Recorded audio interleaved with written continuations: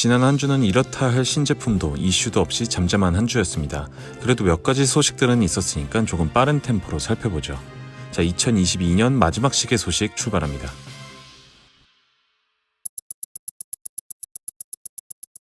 신제품부터 살펴봅니다.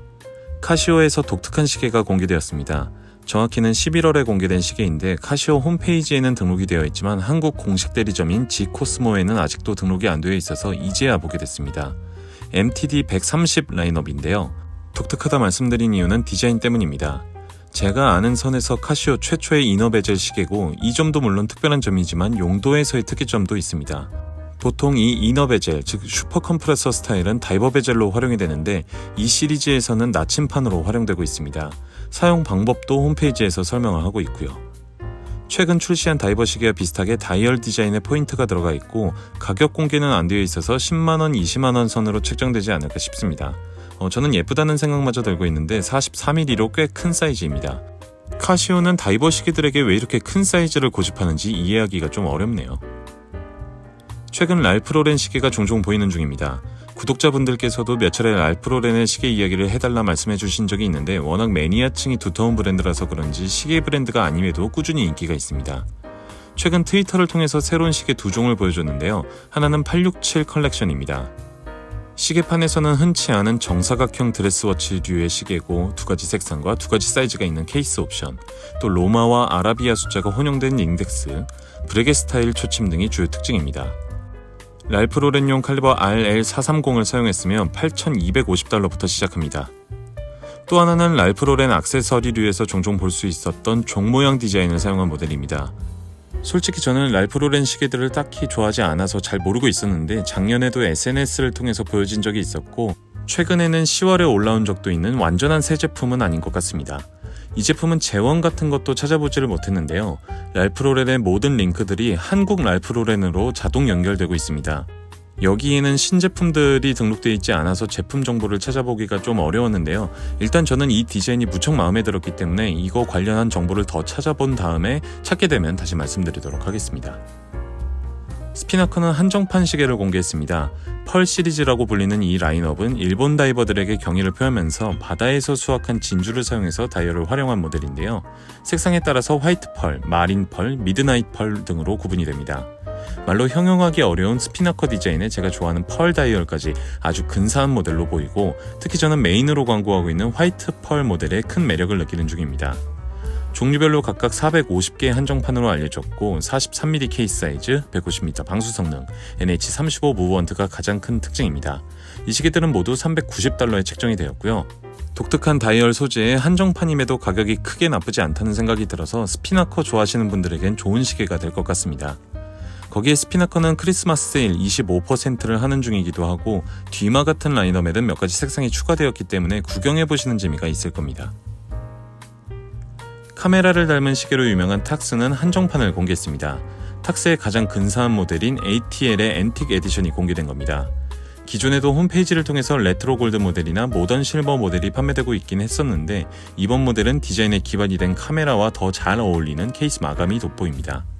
앤틱 도금이라 불리는 것 같은데 빈티지 에이징이 된 것 같아서 시계의 분위기가 아주 근사하게 매치됩니다. 46.5mm 케이스 사이즈의 미오타 8N24 무브먼트를 사용하고 근사한 야광까지 보여주고 있습니다. 내년 1월 15일에 와디즈를 통해서 펀딩이 시작되며 가격은 약 84만원입니다.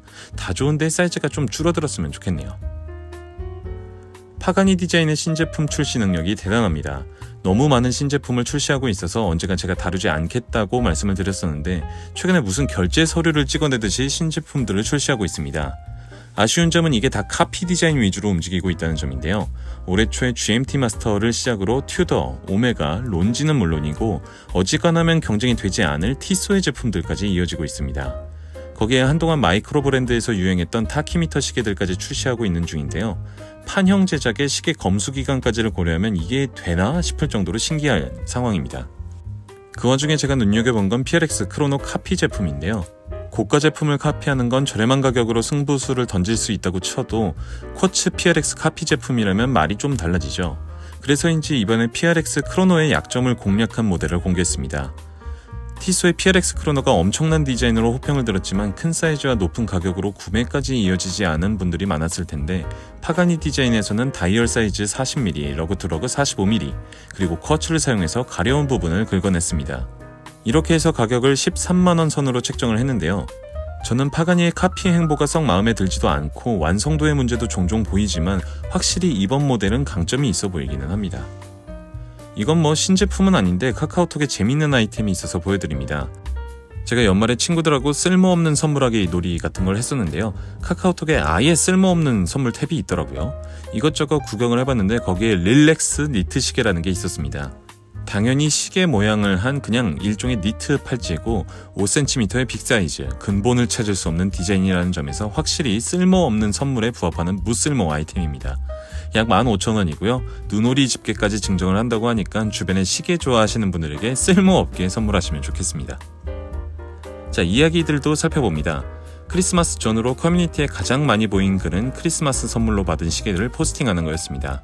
나에게 주는 선물, 여자친구나 아내, 또 친구들에게 선물 받은 의미 있는 시계들을 많이 볼 수 있었고, 가격대와 장르를 넘나드는 다양한 기추 목록을 볼 수 있었습니다.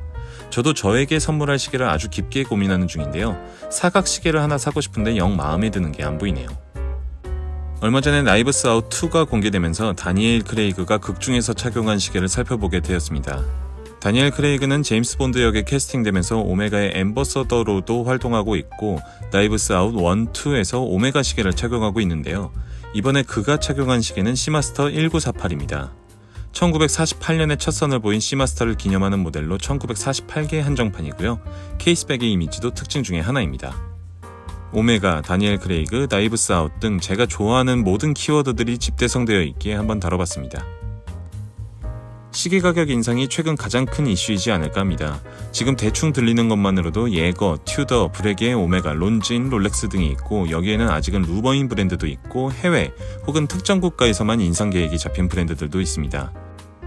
단순히 시계값만 오른 건 아니고 오버홀 등의 AS 비용이 오르는 브랜드나 그룹도 있었습니다. 인건비와 물가 상승, 또 국제사회 관계 등으로 인해서 가격들이 인상되는 건 뭐 싫기는 해도 이해는 할 수는 있었는데, 그래도 1년 동안 적게는 2번, 많게는 4번까지도 인상하는 브랜드가 있어서 이건 진짜 너무한 거 아닌가 라는 생각이 들 정도입니다. 게다가 이런 것들은 마이크로 브랜드에게도 여파가 있을 수 있죠. 월급 빼고 다 오른다는 말, 시계를 취미로 하면서 너무 격하게 공감하고 있는 요즘입니다. 해외 시계 매체를 통해서 22년 최고의 시계가 선정되는 중입니다. 공인 지표가 있는 게 아니라 각 매체별로 자신들의 기준을 통해서 가격대별 혹은 장르별, 브랜드별 여러 갈래에서 최고의 시계가 선정되고 있는 중입니다. 호딩키나 블로그투와치, 와치유식 등 여러 매체에서 설전이 오고 가는 중이니까 여러분도 구경하시면서 여러분들이 선택한 시계와 비교해보는 재미가 있을 겁니다. 저는 개인적으로 올해 최고의 시계는 문스와치가 아닐까 싶은데요. 시계 자체로서의 재미도 있었고, 시계 팬들을 넘어서도 큰 주목을 받았다는 점, 아직까지도 리셀 이슈라든지 품질, 구매, 광고 등의 이슈몰이를 하고 있다는 점에서 좋으나 싫으나 여러모로 최고의 시계라는 생각을 합니다. 튜더의 선전도 좋았는데요. 여러분들이 선택한 올해 최고의 시계를 댓글로 달아주시면 재밌겠습니다. 자, 이렇게 해서 올해 마지막 시계 소식을 정리해봤습니다. 계산해보니까 3번 정도를 제외하고 매주 시계 소식을 전해드렸었는데요.